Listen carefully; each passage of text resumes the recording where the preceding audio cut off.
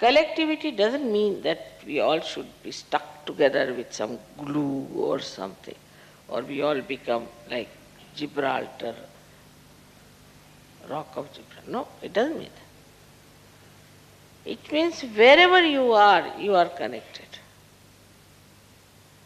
That is collectivity. But if you are not connected and you are just glued together, it's very inconvenient to live under such circumstances. I think people don't even understand the meaning of collectivity. Where there's not the other, ananya, where there's not the other, there's no other personality. These personalities are separated from you because of left and right, or could be both. But you are yourself fully when you are absolutely detached and your Kundalini is dancing. You are alone and never alone.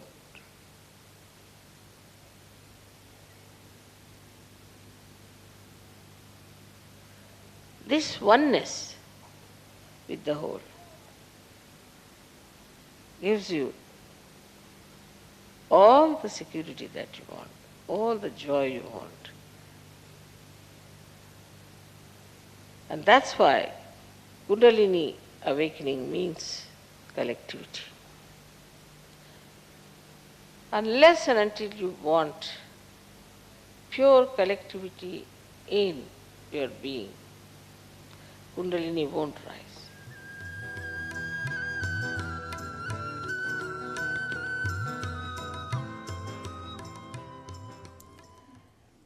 So now, let us see how do we miss out on collectivity. It's a very practical, down-to-earth understanding. First, we must know without collectivity we cannot exist. As the body has to be in connection with the brain, in the same way, without collectivity, SahajaYoga cannot exist.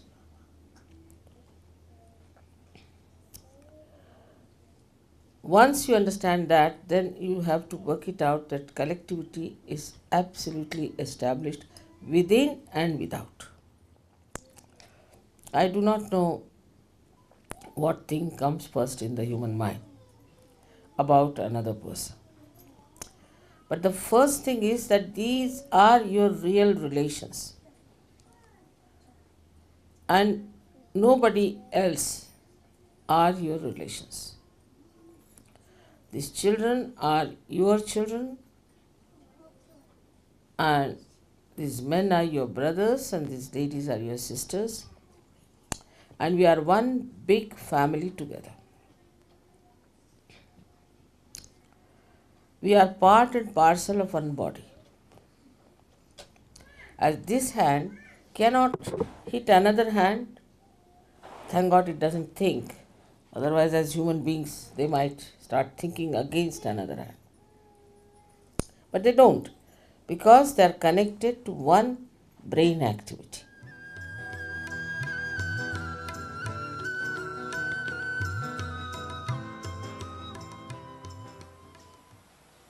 So, we can see that when we ascend in the collective consciousness, and we have collective living, collective meeting, at the Vishuddhi Chakra, Sri Krishna established this, or he manifested this pure relationship of a sister.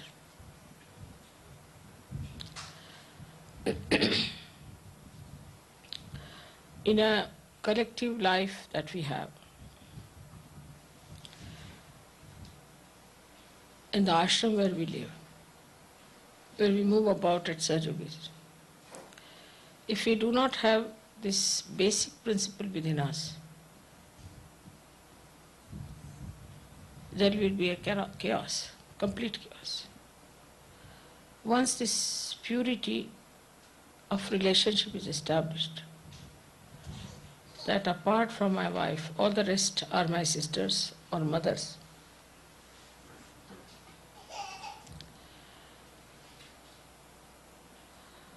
it cannot be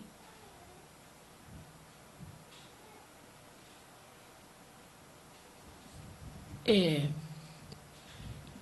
proper society. And the chaos of the social system of America is because they have no sense of pure relationships. Once you call somebody a sister, she's a sister. And once you call somebody a brother, she's a brother.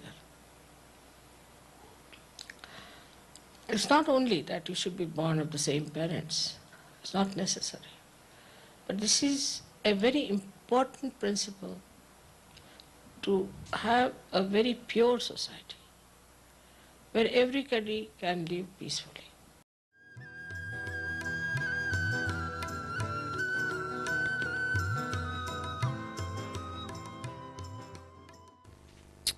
Think of the tree which is, say, in a turmoil or during earthquake. It won't grow. When the earthquake stops, everything becomes quiet, everything is peaceful, then only the tree can grow. In the same way, our growth can only take place if we are peaceful within ourselves. So, for a Kundalini growing wider and wider and rising higher and higher, first thing is we must have peace within ourselves. But this peace is possible if you can make really peace with others. If you cannot make peace with others who are in SahajaYoga, who are in the collective, if you are in a turmoil, this Kundalini can never rise. That is why collectivity is so important. Without collectivity, your Vishuddhi cannot open. And without collectivity, you cannot have the growth of your spirituality. If the growth of the spirituality, as they say, the tree of life is upside down and the roots are in the brain. And this Kundalini has to go and water that brain. As we water the roots, then it starts flowing downward. And that's how we start expanding.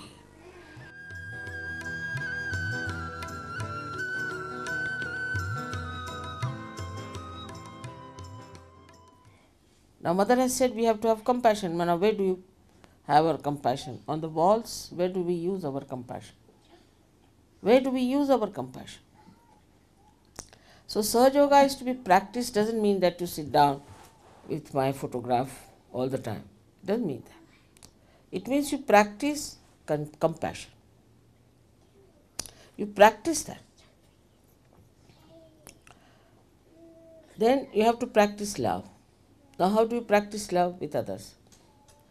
If you love someone, what do? You try to please that person. Small things can make people very happy. I know you all try to please me very much. You'll give me presents, you'll find out things which are good for me, you'll go out of the way, buy sweet flowers for me. Beautiful things you do to please me. I am over pleased, I must tell you. But I am more pleased, much more pleased, if you understand collectivity and try to please each other. So now the practice love, where do you practice? Ask your question. Where do I practice love? What do I love? We love our house, we love our photographs, our decorations, everything. But do I practice this love on my wife or on my husband or on other Sahajogis?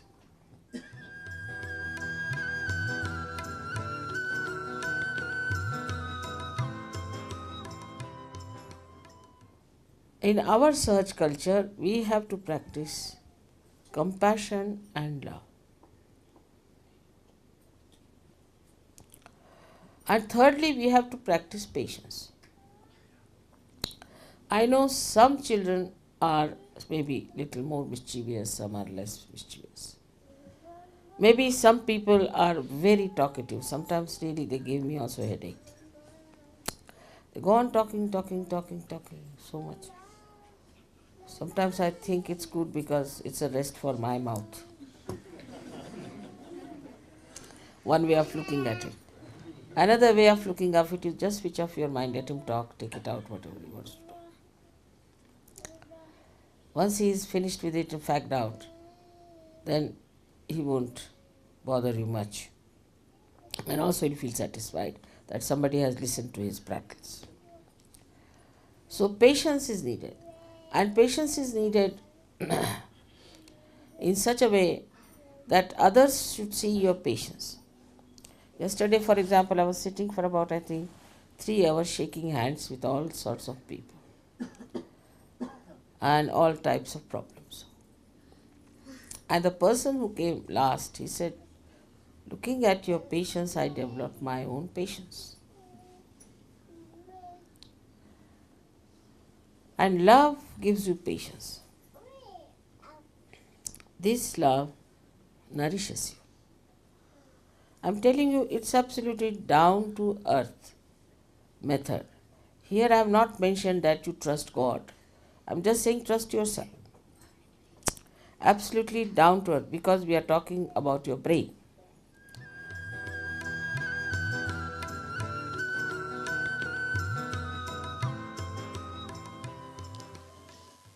So today's understanding should be that we all should become collective from inside.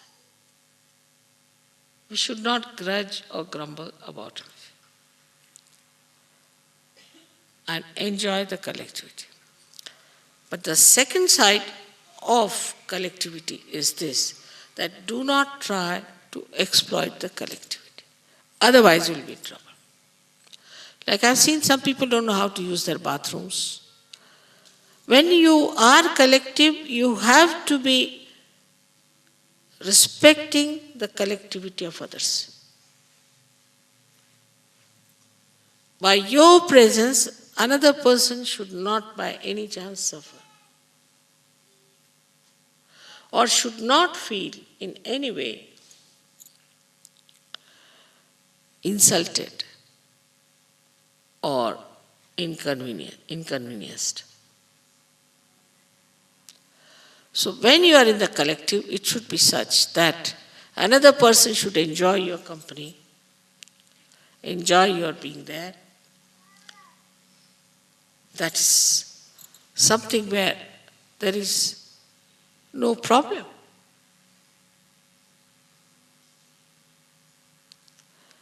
But if you are demanding and if you are asking for things and you think no end of yourself, you can not at all collective by any chance, but you will suffer for that. Automatically you will suffer. If this is realized and understood properly, your aga is solved.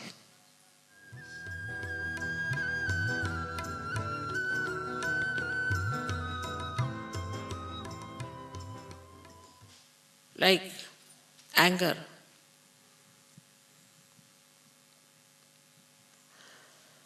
People always boast, I'm very angry with you. Boast. But just make that anger into forgiveness. And you'll see the person, instead of you getting into problems, he will get into problems.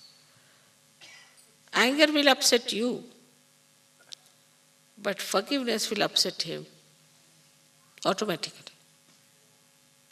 It's the biggest weapon you have got is to forgive. And this is shown in Buddha's character throughout. Now we have been saying that we have to forgive everyone. But we don't practice that. Small things like mad people we remember. Only I had heard that snake has this capacity to remember if somebody has hurt him. But here I find human beings have no less capacity. Whatever has happened 13 years back, 15 years back, they all remember each and everything. Whatever has hurt them. But how they have hurt others, they don't remember.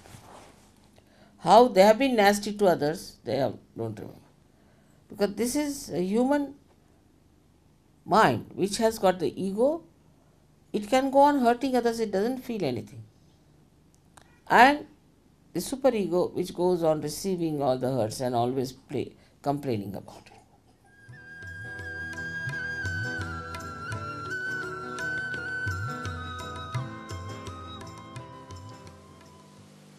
Don't criticize the collectivity till I myself find it out and I'll put it right.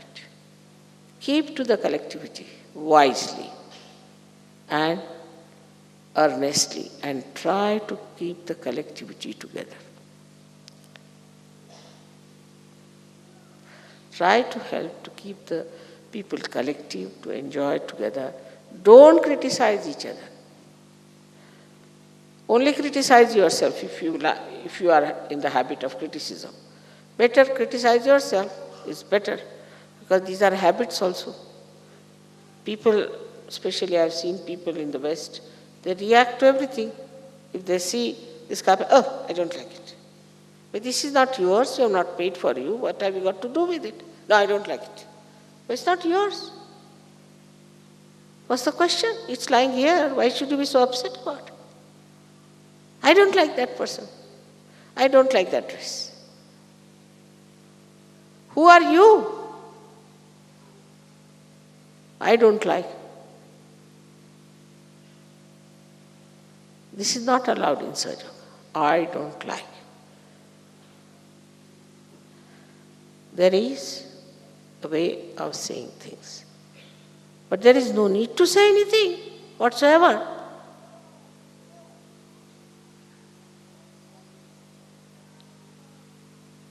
So all this kind of bumptiousness and showing off is against collectivity.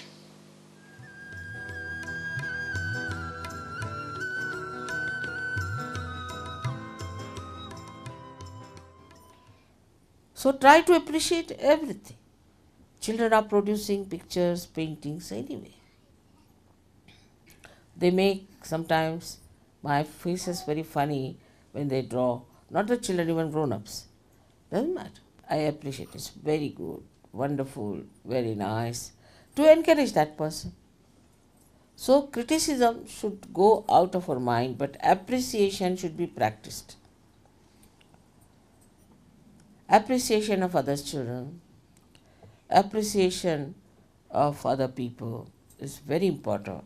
But that doesn't mean that you appreciate all others and torture your wife or torture your husband. That also is an imbalance. First responsibility is your family, but you should appreciate others. And this comes when you have no jealousies about anyone. This jealousy, I don't know from where it comes. I don't know this quality of jealousy, why there is jealousy. So also if you have jealousy, you have to use it for the right purpose. And what is the right purpose is that you should be jealous of a person who is spiritually higher than you. And you practice it, that you become better. If jealousy is for competition, then you compete with a person who is more compassionate, more loving, more sacrificing, more patient. So this competition becomes a very healthy competition and the collectivity becomes very nourished.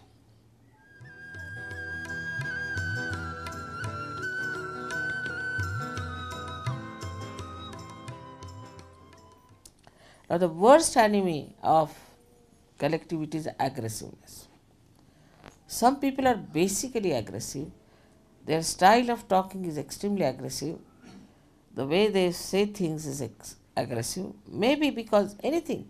Maybe they are better educated. Maybe they come from a very aggressive family. Maybe they are having a kind of a superiority complex or an inferiority complex or a sense of insecurity. or maybe they are possessed. They try to dominate and show their very strong feelings towards people of superiority. They may be inferior, it's not necessary, but they do. And this is something is to be curbed. So what you have to practice here is humility. Try to be humble. Humility is that in no way you try to aggress others. And if others are aggressive, you accept it as a childish thing, as a stupid thing, as a foolish thing, has no meaning. Because you are so powerful, you can bear it. That is humility which you have to practice. And all these qualities, if you have, you will really be surprised that you will lose your selfishness.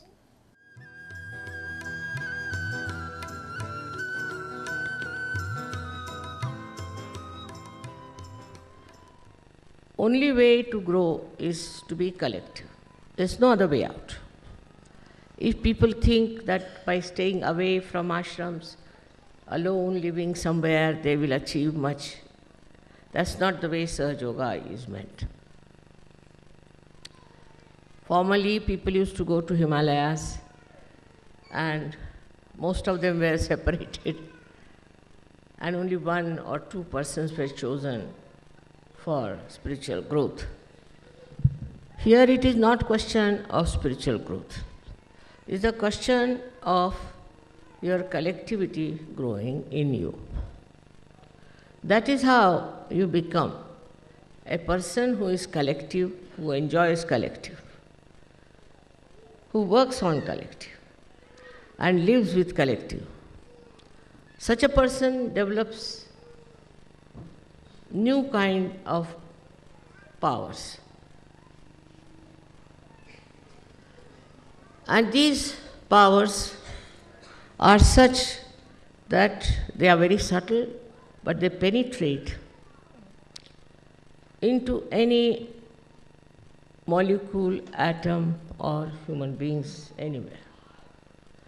And their penetration is only possible if you have a temperament which is collective. Without being fully collective, you cannot achieve that height which is very necessary today for SahajaYoga.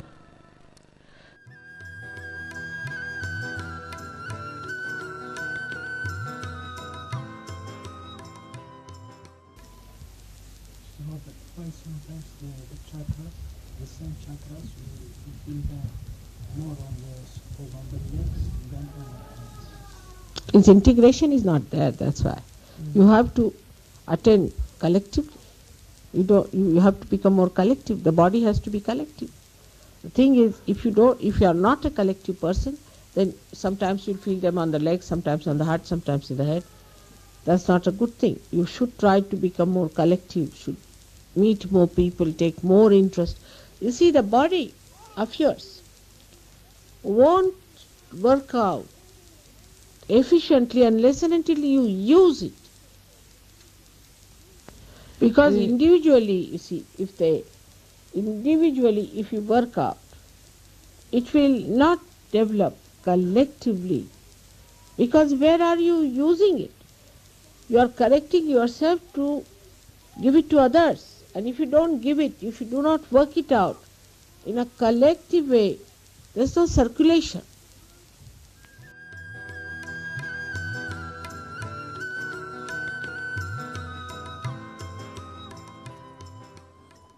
Meditating together is the best way to feel the collectivity. You can meditate at home, of course, you have to cleanse it for your depth, but also you must meditate together.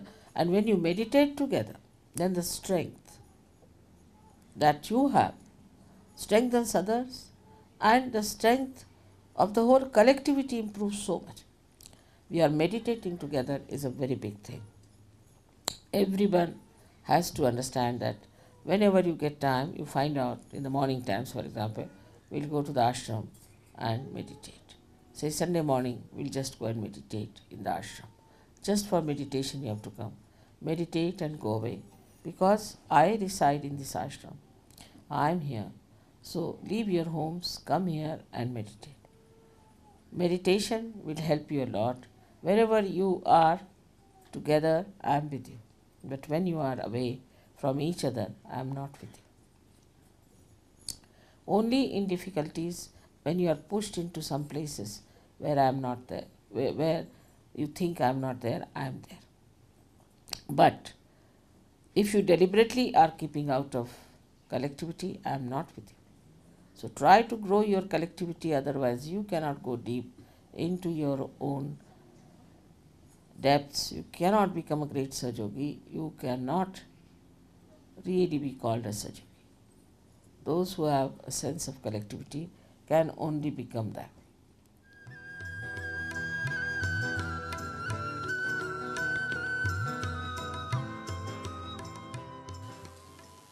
Sangam Sharanam Gacchami. Sangha means collectivity. I surrender myself to the collectivity. So here, in complete awareness, you cannot be mesmerized. If you are mesmerized, then you can live whatever way you like. But in complete awareness and full understanding, we have to become collective. But once you are without ego, means you have surrendered yourself. No one can cheat you. Can you understand that? No one can cheat you. Because there is some higher force which is looking after. This is the way we should understand Buddha. This is, we should know our Buddha qualities. This is how our ego can be dissolved. When you say, Mother, we surrender to you, that just means that you give this horrible ego a complete holiday. It means that. That is how this ego disappears. And I think all your just now, ragas are open out, most of you, somehow. And then you laugh at everything. You make fun of yourself. Just enjoy everything.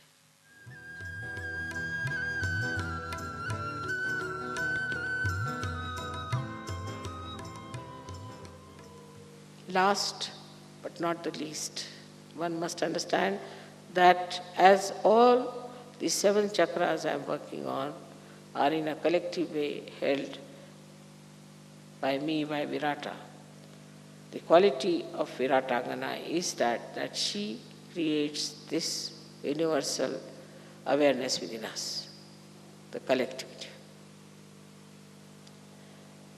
And if you do not realize that in modern times we are in a spiritual path in a collective way only,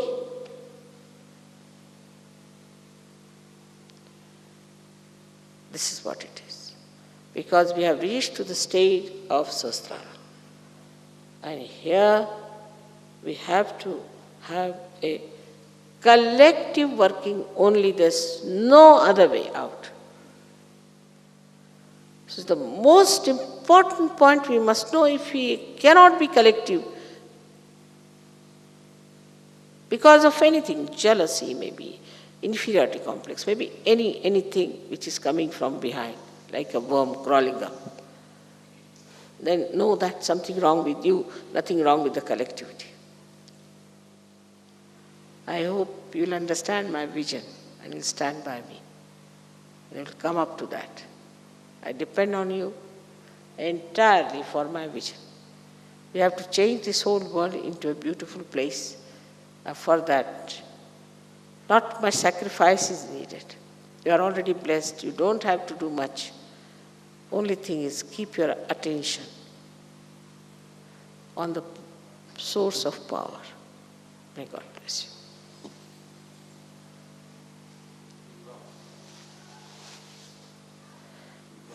you. Thank you. Patya says we promise. Will you all say that?